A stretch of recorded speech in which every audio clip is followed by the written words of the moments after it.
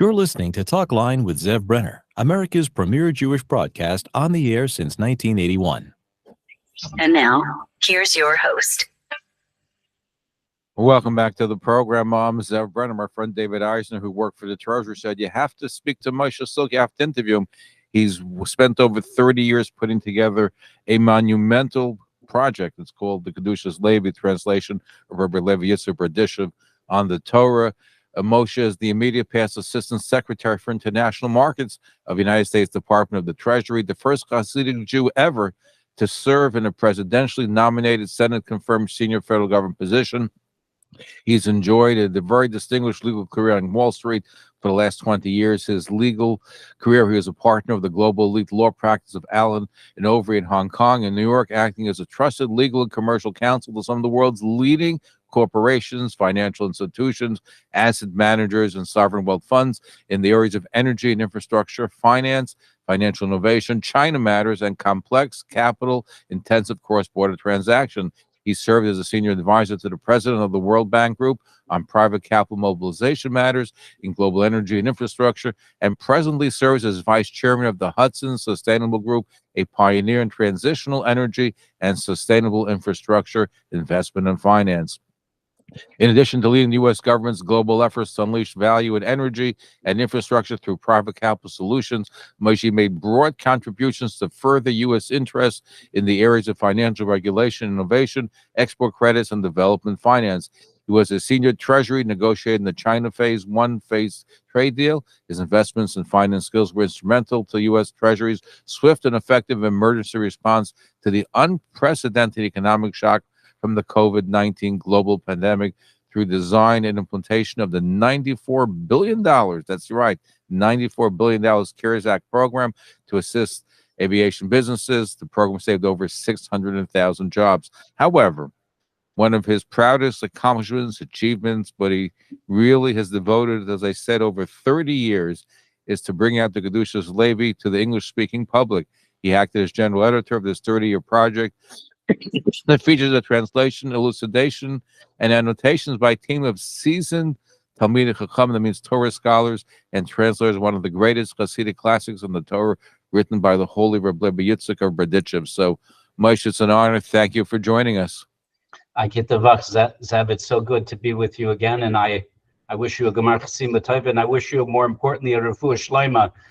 Nothing worse than seeing a broadcaster with a cold and a sore throat. I just want to give you some chicken soup. Thank you. I need chicken soup for the soul as well, which is what your book really is all about. So let me ask you this. You have a distinguished legal career. You worked in the Treasury.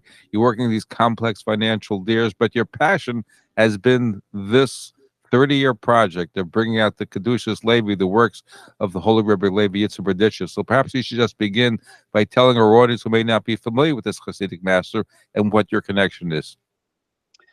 Zev, I started working on a series of translations of Chassidic classics in the early 90s. My family has been aligned with the Nadvorna Chassidic dynasty going back to the Haim, actually the inception of that Chassidus. And it struck me when I was living in Hong Kong in the early 90s that there was really a dearth of, a lacking of accessible English translations of Chassidic works. And it was at that time that I decided to embark on a project to bring more of the Chassidic classics in an accessible way to the English reading audiences. My plan was to start with the Nadvorna classic, the Maimer Mordechai, which I completed many years ago and is actually ready for press. But I took a view at the time that if I was going to embark on the project and unleash it, what we really needed to do was to come off of the marks with a bang, as it were, and to start with one of the more well-known of the classics. And so that's when I started work on the Kedushas Levi. I had no idea when we started how utterly challenging it would be to complete the translation in a manner that would be readable and accessible and easy to follow.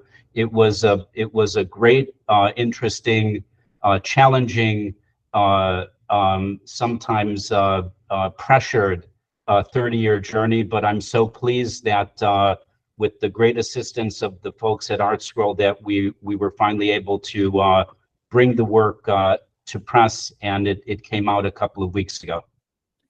No, certainly, it's a very impressive work, and you can see a lot of effort went into putting it all together. What was your biggest challenge? You had a very responsible job. You were in Hong Kong, World Bank, so many different things that you did, and we'll talk about some of it as well. So where you were able to find the time to juggle? Because this is could be a full-time project on its own. It certainly was full-time, and I guess I would come back to you with 2 points. One, on the relationship of this work on the Chassidic classics to my professional work, and then secondly, maybe speak a little bit about the challenges. So bottom line, Zev, I found that without this work on the Kedushas Levi, on the Maimar Mordechai, and on the couple of other works, titles that I've actually already completed and are ready to go to press, on some of the stories and lore around the first Nadvorna Rebbe, the Rebbe Mordechai of Nadvorna, I found that without that to keep me going, it would have been really hard to keep up with the challenges of my day job. Which is a lot of pressure on your day job, right? It was, but there was a great symbiotic relationship. The day job was stimulating intellectually. It certainly was rewarding financially, and those financial rewards allowed me to fund this work. This work, the translation work, the editing work, bringing the work to the English reading public was a charge for me. It kept me going. In terms of the challenges, there were many phases of translation that we went through. Each phase worked on the phase before it. It was an iterative process, at sometimes a very slow and a very challenging iterative process. And the great challenge was really unraveling and unpacking the thoughts of the Kedushas Levi. Some of them are easy enough and accessible enough, 60%, 70% of the content of the Sefer. But there's a lot in there, and the senior leaders at ArtScroll, particularly Rabbi Zlotowitz, Rabbi Sherman, and Rabbi Brander, were extraordinarily insistent that our standard be to unpack to the point where the Sefer could be presented in English like a shir, that the reader could pick up the volume and be able to follow what's in the volume going through each of the Torah thoughts. And so what the readers will see is that there are really 3 levels of work.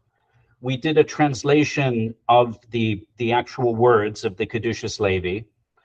Where the words of the Kedushas Levi needed some assistance to be rendered in readable English, we elucidated within the actual original translation. There's a distinction in the type, in the font. The original Hebrew is in a darker font. The elucidation within the translation is in a lighter font.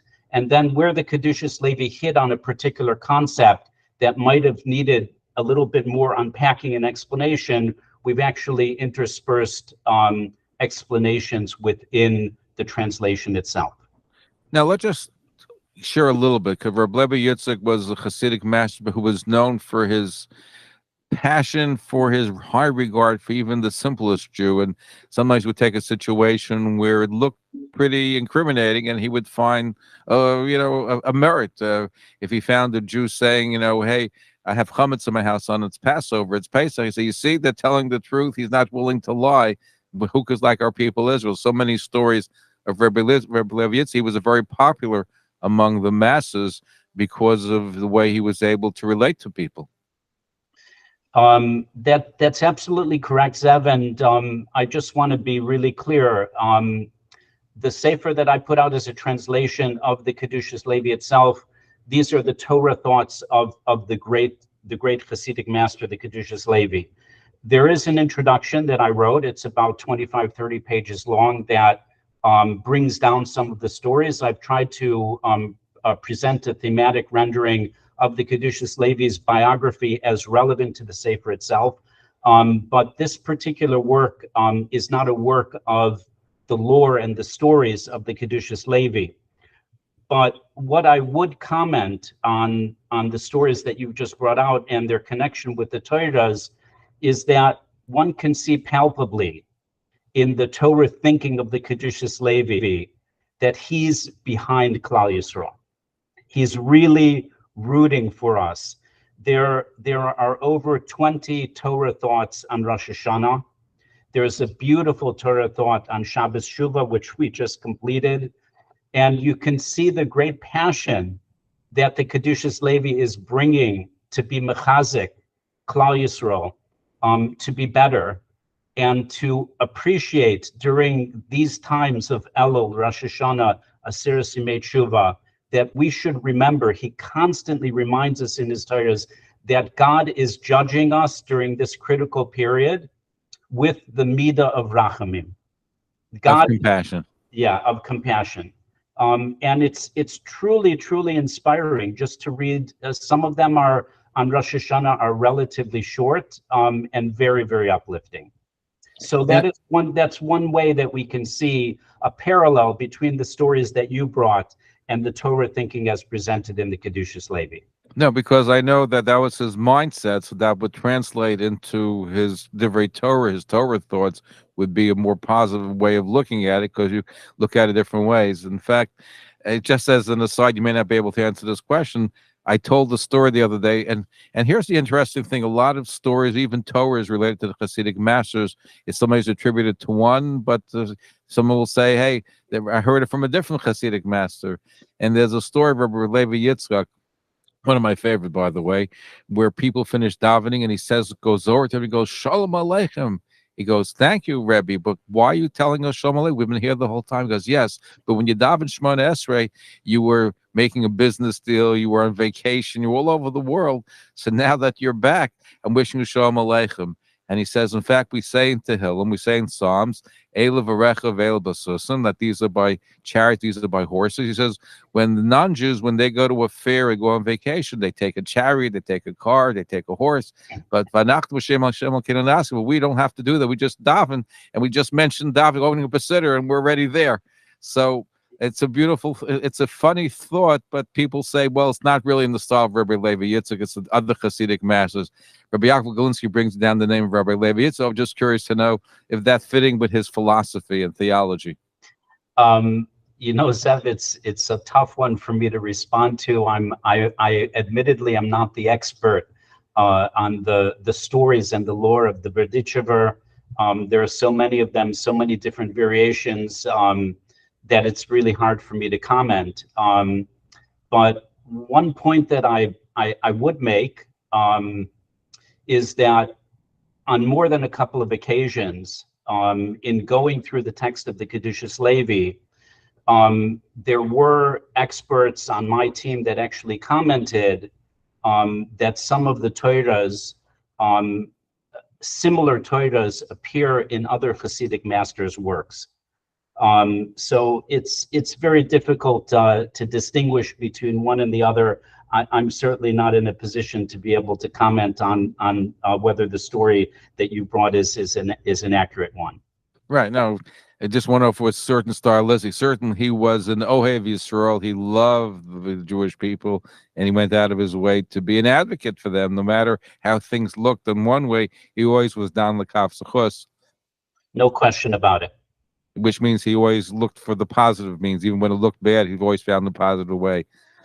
What are some of the themes or some of the thoughts that you've found to be really pretty much that runs throughout the Kedushas Levi? So it's a very interesting sefer, Zev, and it ranges in content from some of the more esoteric thinking on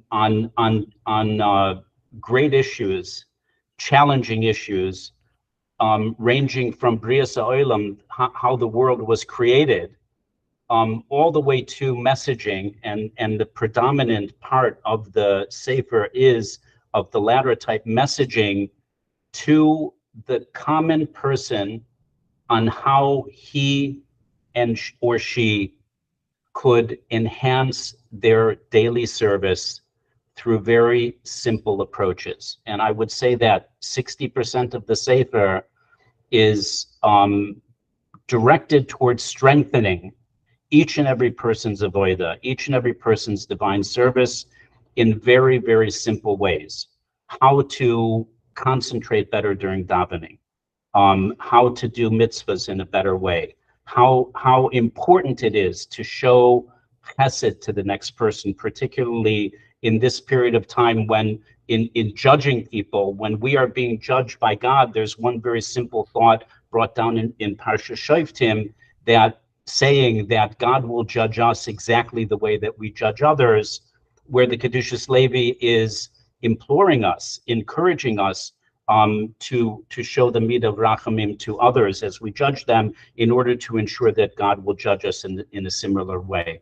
So one of the great attractions that I find with the Sefer is that you can pick up virtually any parasha and find a message that is directly relevant to very simple daily avodah, how we conduct ourselves, and how, more importantly, we can be conducting ourselves better and be better people. And which is so important. And I love the concept. And that's why he was very popular, is that if you want to be treated in a certain way, you have to act in a certain way, which is a very Jewish, it's not even a Chassidic concept. It's a concept that's a Judaic concept, that how we should treat others is how we'll be treated. And that's God shows the same compassion to us that we show to other people with that as well. How's this? It's a 3-part series that you have that came out on the Parsha. How is it doing so far? Reception on all accounts is pretty good. My understanding is that we've moved close to 2,000 sets so far. I hope that this is only our beginning. It's my goal to make this Art Scrolls first #1 in religion and spirituality on Amazon, of course. But you're correct, it's a 3-volume set. The first volume consists of a lot of front material. We've got as I said before, a detailed introduction to the biography and to the Sefer. We've got a preface by Rabbis Zlotowitz and Sherman. There is also a great introduction to Chassidic concepts in the Sefer that's set out in about 10 pages. And then that's followed by the whole of Sefer Bereshis, Genesis. And then volume 2 is Shmois. And then volume 3 is the remaining 3 Sforim. And there's a very, very detailed 30-page index as well. If you'd like to chime in, you have any thoughts, you can send me an email to zev@talklinenetwork.com. zev@talklinenetwork.com. You can call us at 212-769-1925. And we are giving away to some lucky listeners tonight, the first volume of Bereshis of Kedushas Levi.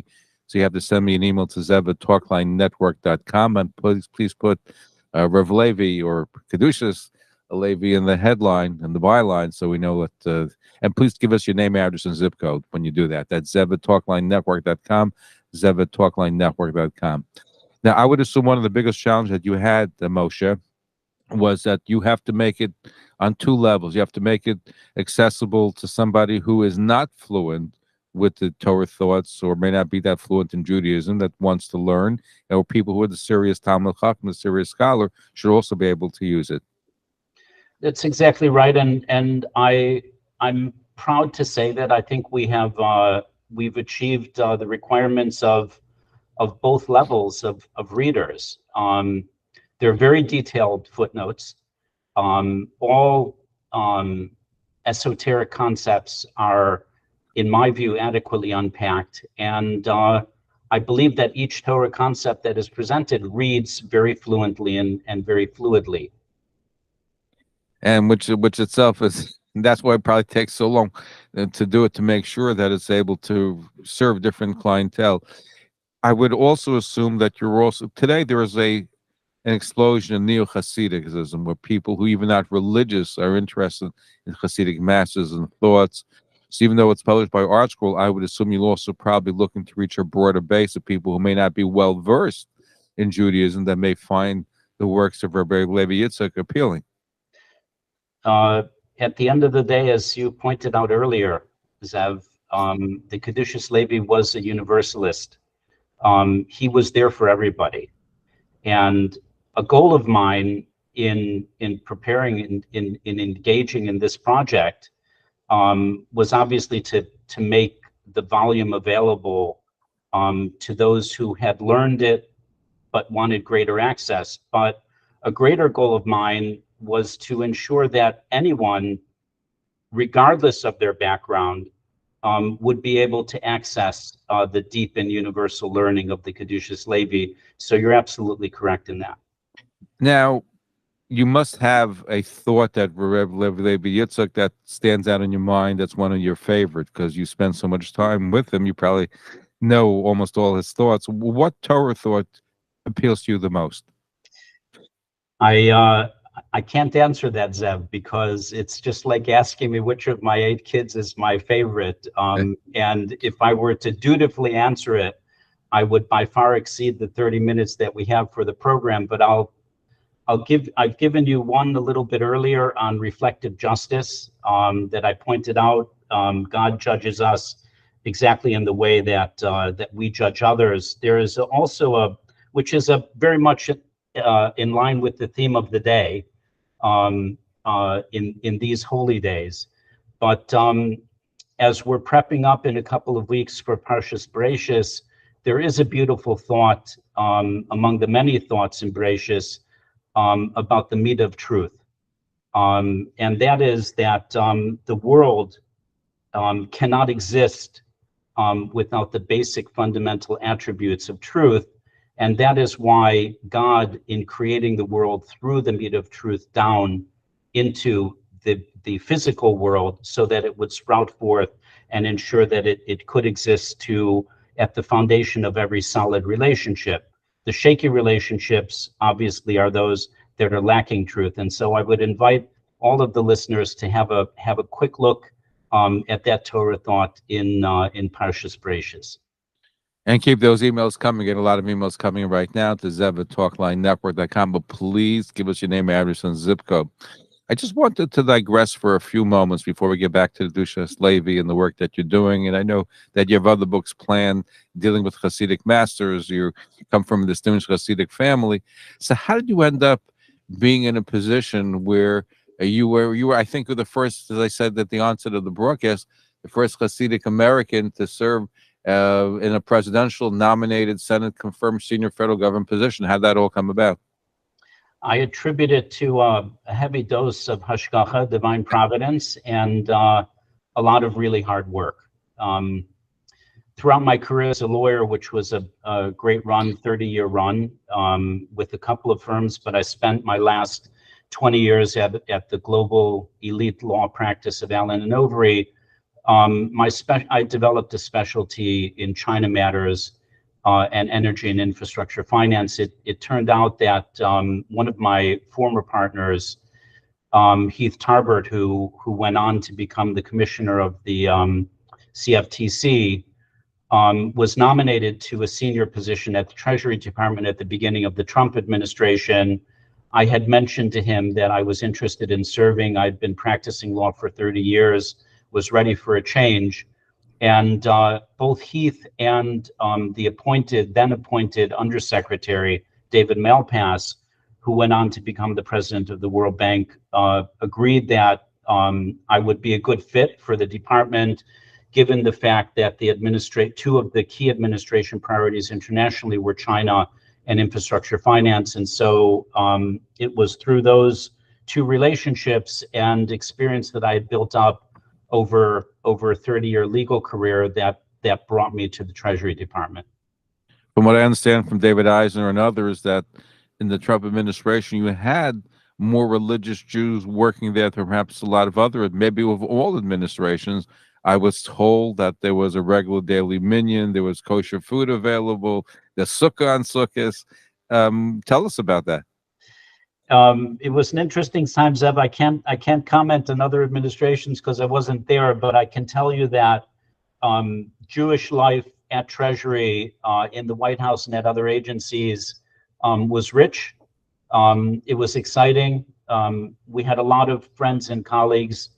In terms of minyan, unfortunately, we did not have a daily minyan at Treasury, but I can tell you with probably a pretty high degree of confidence that we did have a minyan a couple of times in the Treasury Department in my office, which overlooked the east wing of the White House. I was basically a stone's throw away, my window, from the gate of the east wing. And I'm pretty sure that that was the first time there was ever a minyan in the main Treasury building. Main Treasury is probably the most majestic of all federal office buildings in the country. It's the oldest operational federal office building.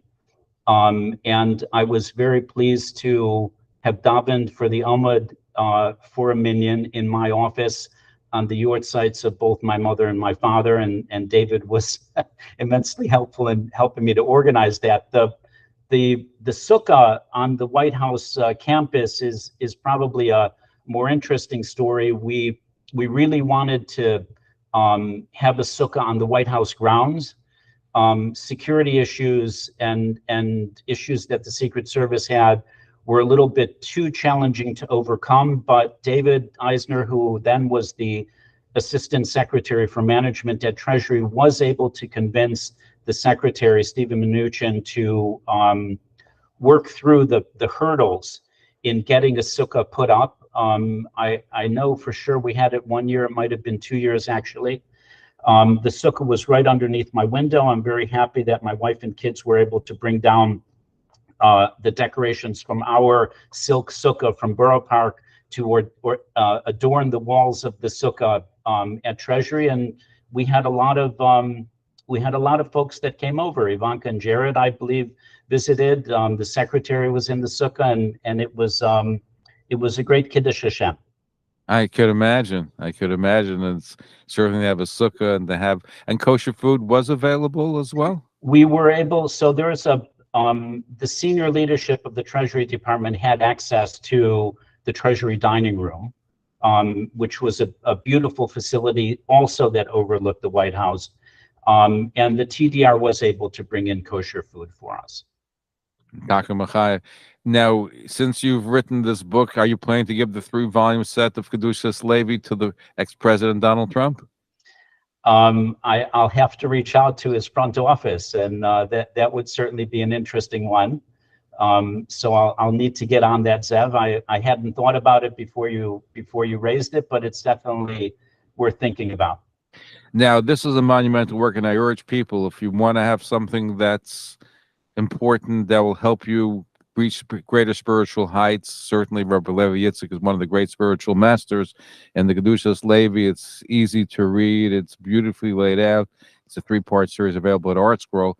But this is not the end of things, from what I understand, Moyshe. You have other books planned as well. Well, we've actually got 4 others in the works, at a couple of which are already completed. The first volume, the translation that I completed even before the Kedushas Levi, was the Maimer Mordcha, which was attributed to the first Nadvorna Rebbe, the Rebbe Mordcha of Nadvorna. That work is complete, and I would like to bring that into print, at least start working on design and final editing in a couple of months once we've bedded in the launch of the Kedushas Levi. Behind that, I've started to work on a volume that I'm calling The Practical Wisdom of the Kedushas Levi, where we are creating very short, punchy, devotional messages, very simple messages that we can convey in a page or less, with a very short takeaway that we would render 365 of which corresponding to the days of the year. And I expect we'll probably finish that up in about a half a year's time. Beyond that, I've also completed a complete set of all of the stories and lore that has been published on the Rebbe Mordcha of Nadvorna, in English and Yiddish and in classical Hebrew. I've taken all of those stories, I've organized them by theme, and I've rendered them in a readable English that I'm about ready to bring to press in a couple of months as well. After that is done, we're in advanced thinking about the next classic title that we would like to bring to the English-speaking audience after the Kedushas Levi and the Maimar Mordechai. But we've got about 20 titles that we're thinking about. I was just curious. You have the Kedushas Levi on Chumash. Did he have other Sfarim on other topics aside from Chumash? Yeah. So as we pointed out in the introduction, there are many different parts of the Kedushas Levi as the whole of the work. We only translated the parts on Torah and on Moadim, on the holidays. Any plans to do the rest of it too, or that's another monumental job? I think we'll probably get a few more titles out before we go back and think about expanding what we've done in the Kedushas Levi. Well, there's a lot of vast literature, and certainly you want the English-speaking public to have access. You've done a wonderful job. I recommend that people get Kedushas Levi. It's available from ArtScroll, from Amazon. Local Judaica stores have it. It's a beautiful, beautiful book, 30 years in the making. And I know that we should wish you mazel tov on it too. Any closing thoughts that you want to share with us, because you may be inspiration for other people to take some works that may not be translated in English and to have it more accessible to the English-speaking public? Well, final thought, I think I would just reinforce what I've said earlier. The Kedushas Levi is a great work. It's very relevant to all of our daily lives and how we can improve ourselves. And so I highly commend the title to all of the listeners. If any of the listeners have thoughts on what they would like to see as the next title, we'd be very happy to hear where the demand is. We've certainly, my editors and myself and my translators are thinking about a couple of titles, but if there are any special requests that folks have in mind about titles that they would like to see rendered in English, we're obviously always open and would be very pleased and happy to hear about that. So, not necessarily Rabbi Levi Yitzchak, any Chassidic master that they would like to see translated, they gave a good suggestion, you may be able to bring it to fore. Yep.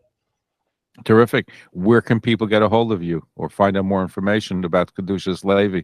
So we've got a website, ChassidicClassics.com, and that's probably the best way to get through. That's probably the best focal point. Terrific. Continued success about that. I assume that you also have a very distinguished career in government and dealing with finance. Are you also looking to do more in that realm, or strictly now Sfarim and books? I'm continuing along with my work in energy and infrastructure finance at the platform of Hudson Sustainable that you mentioned a little bit earlier, Zev. I'm continuing my work with these translations and other book projects, and we're obviously very eager to see what will happen in the upcoming presidential elections. And once we know what has happened in the upcoming elections, I'll let you know what my plans might be on the political front. So you might end up if Donald Trump becomes president, you might end up in another administration. Let's see what the future brings. Okay, very good. Anyway, congratulations. Mazel tov on the publication. Kedushas Levi is the book, 3-part series on Chumash, available from ArtScroll. Find that on Amazon, local Jewish bookstores.